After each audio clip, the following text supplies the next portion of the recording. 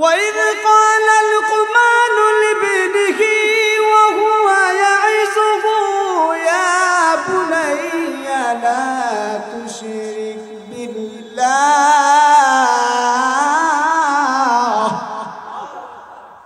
যখন লুকমান আলাইহিস সালাতু ওয়াস সালাম তার ছেলেকে বলল ও আমার আদরের ছেলে লা তুশরিক বিল্লাহ আল্লাহর সাথে কাউকে শরীক স্থাপন করবা না আল্লাহর সাথে ইবাদত বندگিতে কাউকে শরীক স্থাপন করবা না ফাজতানিবুর রিজসা মিনাল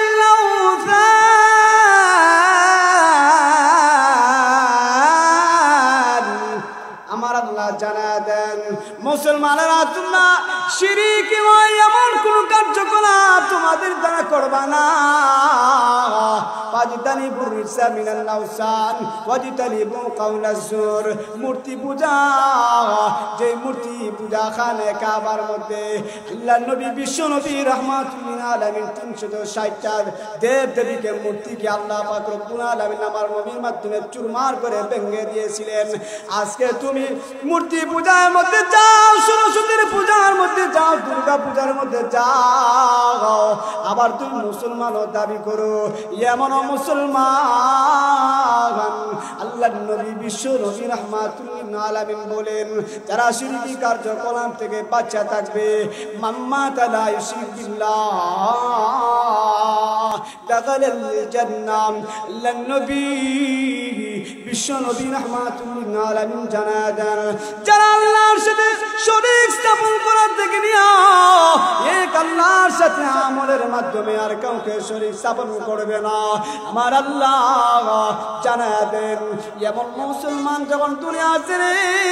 কবর জগতে যাবে অর্থাৎ মৃত্যুবরণ করবে মৃত্যু বরণ করতে দেরি হয় সাথে সাথে আমার আল্লাহ তারে জান্নাতে প্রবেশ করতে দেরি হয় না জুড়ে চিল্লা কন্যা সুবহানাল্লাহ লুকমান হাকিম এমন একজন কালো মানুষ ছিলেন ওই লুকমান হাকিম তার ছেলেকে এমন ওসিয়ত করেছিলেন এই ওসিয়তগুলো আল্লাহ পাক রব্বুল আলামিনের কাছে এত পছন্দনীয় হয়েছে এত ভালো লেগেছে যার কারণে আল্লাহ পাক রব্বুল আলামিন কোরআনে কারীমের ভিতরে একটা সূরা নাযিল করে দিয়েছেন যে সূরার মধ্যে লুকমান আলাইহিস সালামের কিছু ওসিয়তগুলো রয়েছে যার কারণে আমার আল্লাহ সূরা লুকমানকে লুকমান বলে নাযিল করে দিয়া আল্লাহ সূরা লুকমান নাযিল করে দিয়া জানা দেন মক্কার মানুষেরা যখন কথা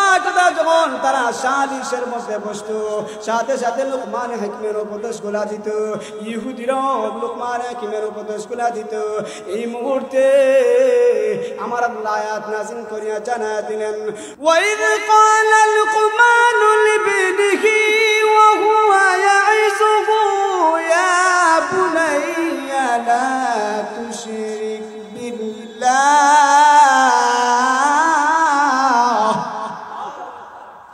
যখন লুকমান আলাইহিস সালাতু ওয়াস সালাম তার ছেলেকে বলল ও আমার আদরের ছেলে লা তুশরিক বিল্লাহ আল্লাহর সাথে কাউকে শরীক স্থাপন করবা না আল্লাহর সাথে ইবাদত বندگিতে কাউকে শরীক স্থাপন করবা না শিরক হলো দুই প্রকার শিরক ফিস জাত শিরক ফিস সিফাত শিরক ফিস জাত মানে আল্লাহর জাতের সাথে কাউকে শরীক স্থাপন করে দেওয়া যেমন ইয়া আলী ইয়া খাজা ইয়া গাউস এই সমস্ত কথা বলার দ্বারা আল্লাহর জাতের সাথে শিরক স্থাপন করা হয়ে যায় ইয়া রাসূল বলে কথা আমরা আলাফালাফি করি আমার সুন্নিও দাবি করি এমন মুসলমান অথচ আল্লাহর জাতের সাথে শিরক হয়ে যাচ্ছে শিরক ফিস সিফাত আল্লাহর গুণ যদি কেউ নবীরে দিয়া দেয় তাহলে আল্লাহর গুণের সাথে শিরক স্থাপন করা হয়ে যায় যেমন সন্তান দেওয়ার মালিক হলো একমাত্র আল্লাহ কেউ যদি খাজা বাবার দরবারে যায় সন্তান চায় কেউ যদি মাছ ভান্ডারি বাবার দরবারে যায় সন্তান যায় সরস্বতীর দরবারে যায় সন্তান চায় তাহলে আল্লাহর গুণের সাথে শিরক স্থাপন করা হয়ে যায় সন্তান দেওয়ার মালিক একমাত্র আমার আল্লাহ। লুকমান আলাইহিস সালাতু ওয়াস সালাম ছেলেকে ওসিয়ত করে, ও আমার আদরের ছেলে, আল্লাহর সাথে তুমি কাউকে শরীক স্থাপন করবা না। আল্লাহ পাক রব্বুল আলামিন সব গুনাহ আল্লাহ চাইলে মাফ করে দিতে পারে, এটা আল্লাহ পাকের ইচ্ছা। কিন্তু শিরক এমন গুনাহ, শিরকের গুনাহ এমন জঘন্যতম গুনাহ। ও আমার আদরের ছেলে,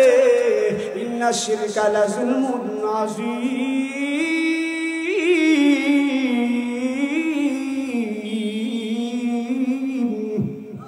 শিরক হলো এমন জঘন্যতম অপরাধ, যে গুনার পরে আর কোনো গুনাহ হতে পারে না।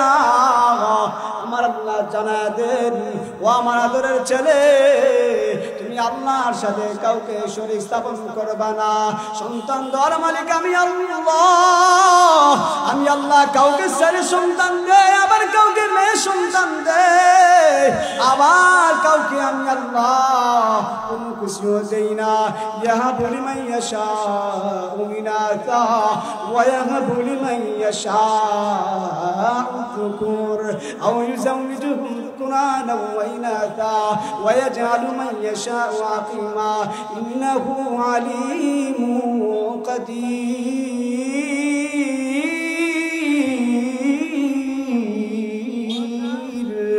আমার আল্লাহ জানা দেয়,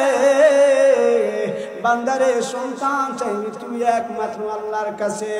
আর আমরা এমন